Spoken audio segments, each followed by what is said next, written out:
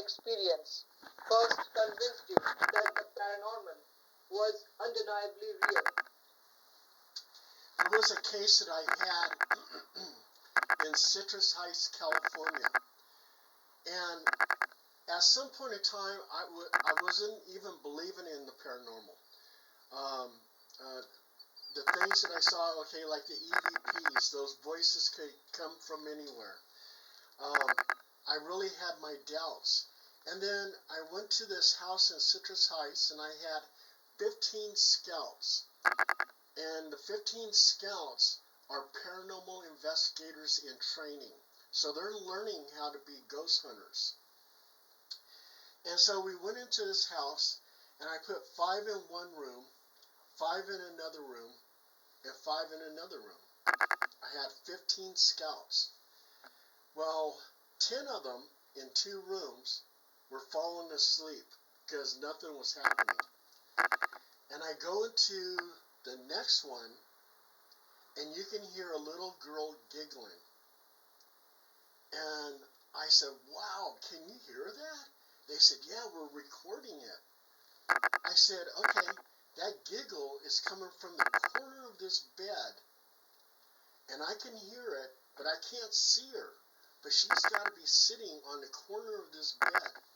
So I put my head down, and I go, hello. And she says, hello. I said, oh my God, we can all hear this. So I said, okay, let me get everybody in this room. We're going to have like a little seance. We're going to talk to this little girl. So I brought them all into this room. We're doing a seance. And the walls sounded like they were ripping apart. It sounded like something out of the movie Hellraiser, where the Cenobites are coming through the walls. And then there's pounding on the walls. Bam, bam, bam, bam. And all 15 scouts run out of that room, and they're scared to death. And I said, oh my God, this is a breakthrough. We got to come back. So I tell them, I said, come on, you guys, let's go back in here. We got to finish this. So I put 3 walkie-talkies on the floor, and I'm trying to communicate with this little girl, but then I get a man's voice on one walkie-talkie, and that man's voice says, get out! And all 15 are running out the door. Well, the occupant, she looks at me and she says, Paul, she goes, I have to live here. She goes, we got to stop this. I said, okay. I said, I'll send them home. And she goes, you know what? You're welcome to spend the night in that room. I said, really? Okay, cool. So anyway, I spent the night, and listening to the videotape, you can hear a woman's voice go, Paul, Paul, Paul. And you hear a man mumbling. And you hear a child at the foot of the bed moaning. And there's a little tap on my headboard. And I slept through the whole thing. But that's the day that I became a believer.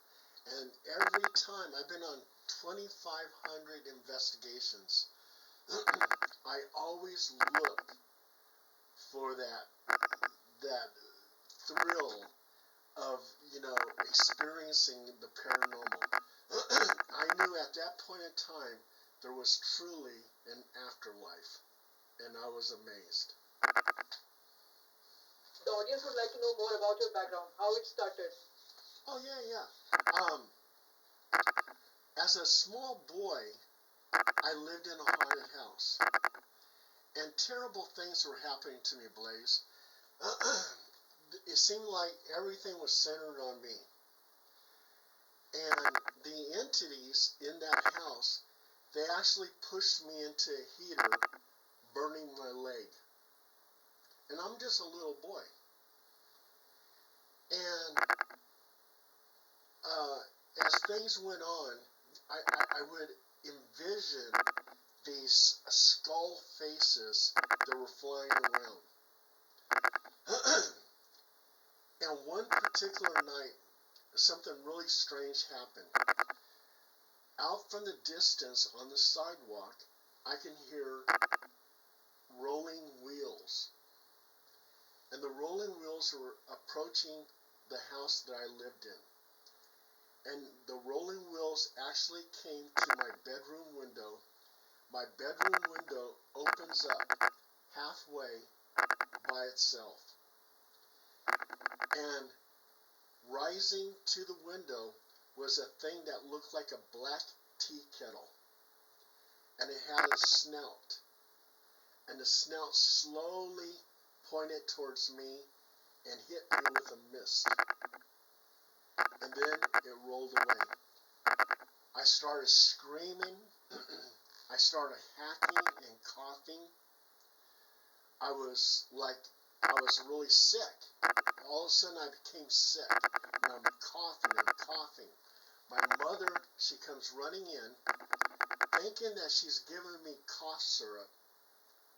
But in turn, she's giving me poison. And she realized that she's giving me poison because she's looking at the bottle and has a picture of a skull on it. And she rushes me into the bathroom and makes me throw it up.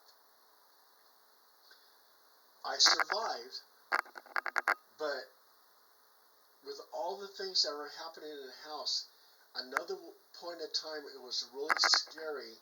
I'm looking out the window at this orange grove, and I hear my mother's voice from the orange grove calling my middle name Dale.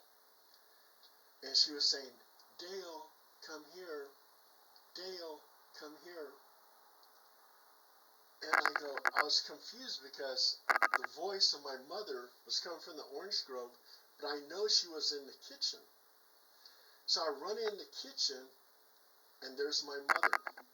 Something was trying to entice me to go into that orange grove. And if I had actually went into that orange grove, what would have happened to me? And the next day, I went out there with my mother to the orange grove, and I told her, I said, "Your voice was coming out of the orange grove." And my neighbor's dog came up to the fence.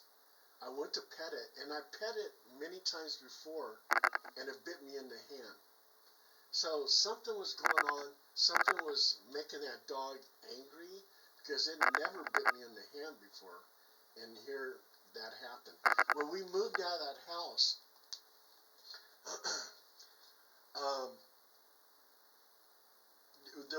the new house had no more activity.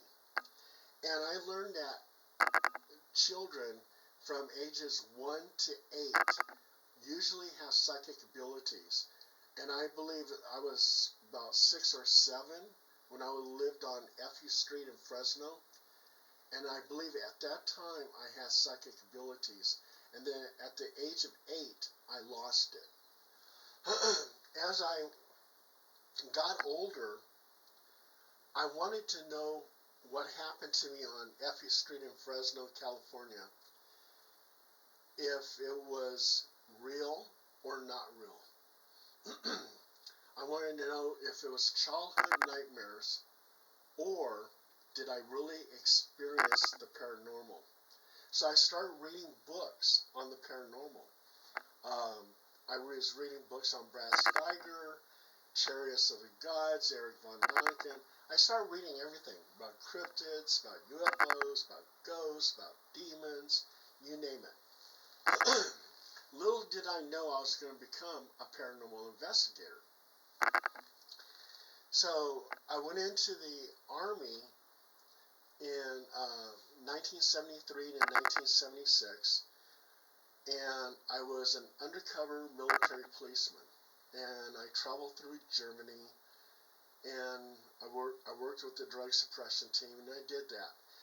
1970. So I learned my investigative skills during that time.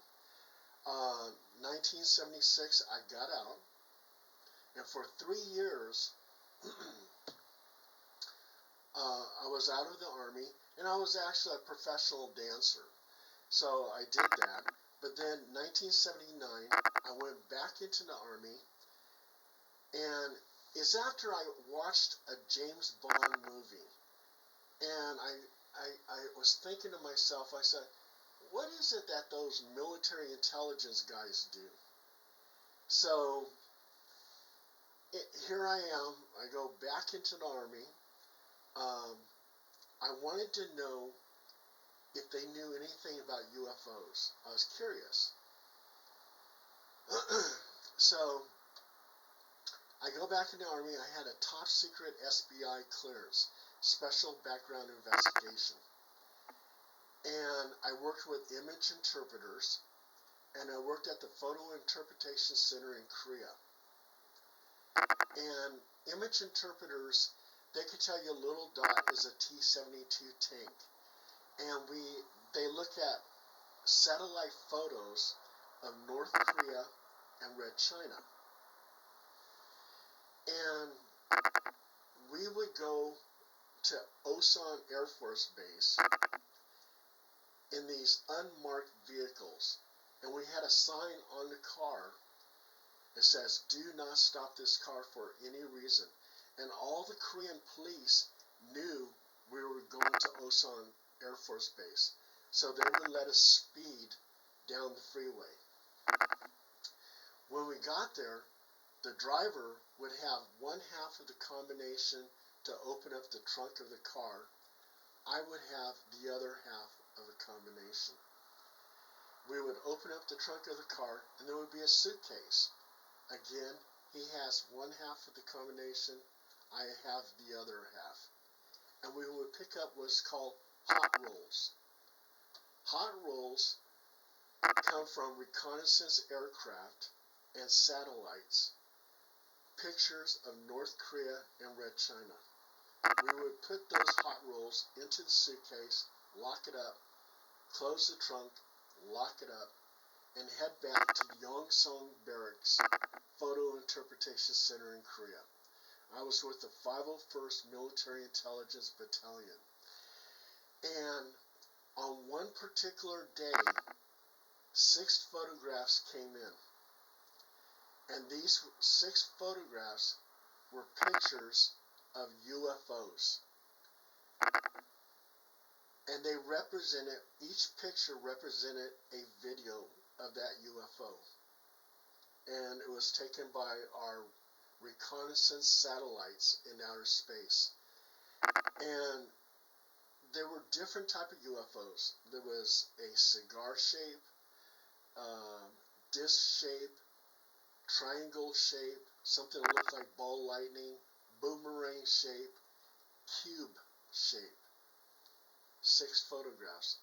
And on the back of the photograph, it said intelligent movement.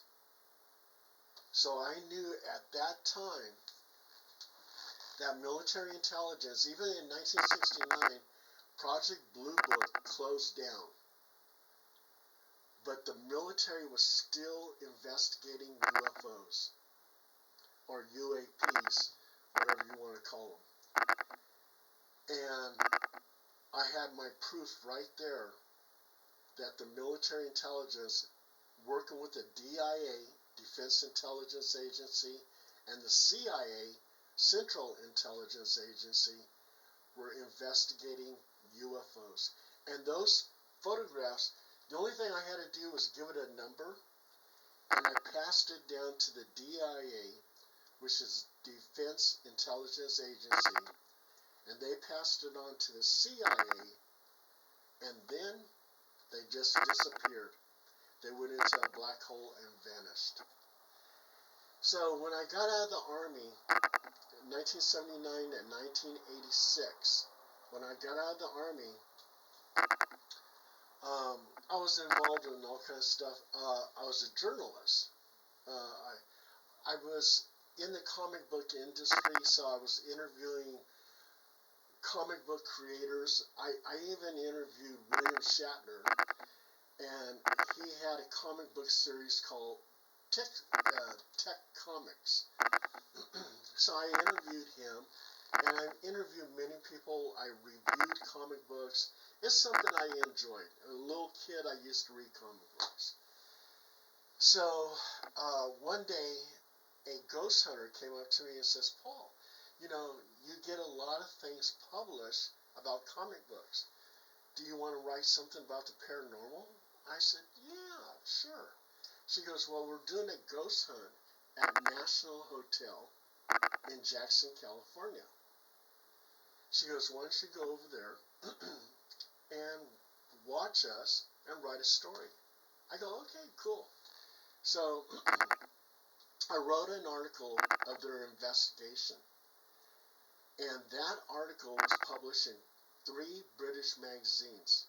And the person who was in charge of HPI, Halo Paranormal Investigations, was so impressed, she goes, you're going to be our ghostwriter.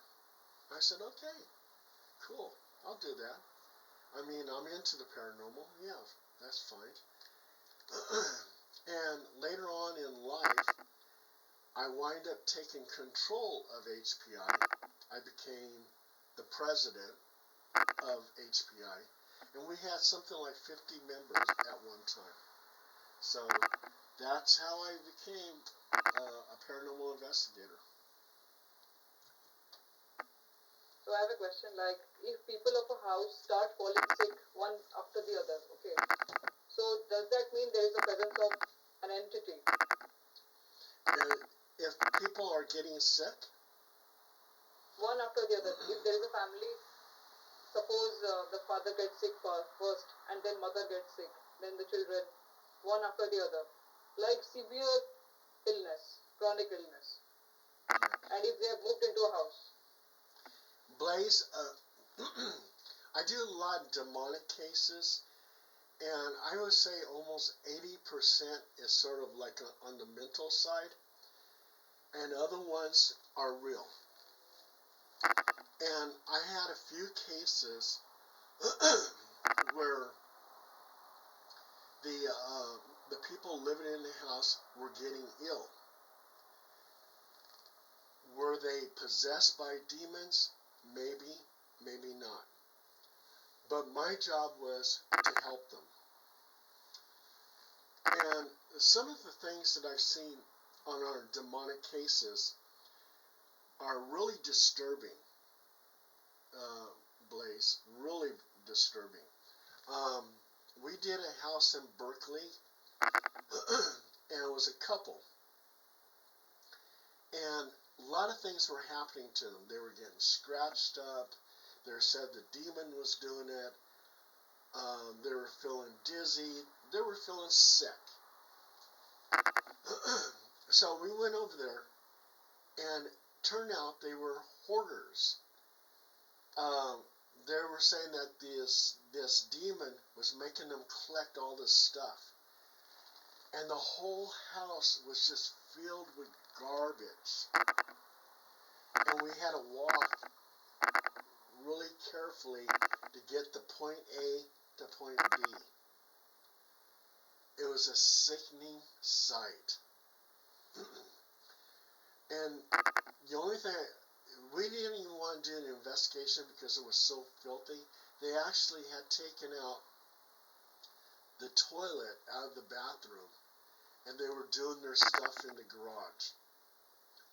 And they would sometimes go out to a gas station to use their bathroom, and they were happy and thrilled to do this. This was like taking someone out to dinner. Instead, they would go to a gas station to use the bathroom. We didn't want to stay there very long. It's like, oh my God, this is horrible. But what I try to do with demonic cases is I do a Roman Catholic house blessing. And I use a crucifix, and I use holy water. And a lot of times, Blaze, that works. We do metaphysical cleansing with sage and everything else, or Palo Santo wood. And then also too, if they feel like they have an attachment,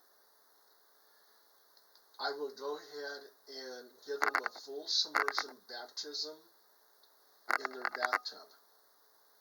And a lot of times that works. They said, okay, it's gone. So even if it's mental or if it was real, whatever I'm doing or any of my investigators are doing with the cleansing, it helps them and they feel relieved and they feel like the demon is gone. And we've had some really strange cases. I mean, I'll tell you one that was really scary. This is the time when I was a brand new paranormal investigator. And I was in this town and I was close to this house and I get a call on my paranormal hotline. And they said, we have a demon that shows up about 2, 3 in the morning. It's like a black mass. And it appears in the hallway. And I said, okay, well, I'm close to your house. I'll come by. So I go to the house, and this older woman, she answers the door. She goes, yeah, I live here. This demon shows up. It attacks my goddaughter, who also lives here. And her goddaughter was like in her 30s.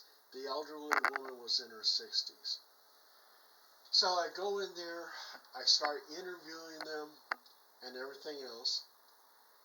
And the older woman, her face starts distorting. It starts looking evil. And I said, something's really going on here. I said, what is it that the demon does to you? And she goes, well, it scratches me, it bites me, it bites my goddaughter, and they both showed me bite marks that they had on their body. And I started thinking to myself, did they do that to themselves? Did really a demon do that, or did they do that to each other? So, as I was interviewing this older woman, and her face starts distorting, I said, what else does the demon do? And she goes, it comes in my dreams. And she goes, I visualize myself killing men. Well, mind you, Blaze, I was the only man there. So now I'm getting kind of nervous. And I said, okay. I closed my laptop. I said, let me get this story out. I'll be back. I just wanted to get out of that house. And I said, how do you see yourself killing these men? She goes, I see myself killing them by taking a baseball bat and bashing their brains out. I go, what? Oh my God. And then 15 minutes later, I look in the living room and the goddaughter's holding a baseball bat, and she's going round and around and around with this maniacal smile, holding the baseball bat. And I go, oh my God, this is crazy. I could be a victim here, And so I said, I gotta get out of here and everything else. So I rush out of there with my laptop, and that was like one of the most scariest things. So one of the things I learned right there is when you do an investigation, you don't know what the house or the people are like. Always bring people with you. There's safety in numbers. And so I learned a valuable lesson. And like I said, I was a brand new paranormal investigator. So I didn't have my stuff together yet. But I learned to bring people with me because it could become very, very unsafe. Has investigating the paranormal changed your understanding of life after death or life itself? Say that again, Blaze. Has investigating the paranormal changed your understanding of life after death or life itself? Oh yeah, I mean, being a paranormal investigator and experiencing things that happen at that Citrus Heights house, and seeing some of the evidence that we do get,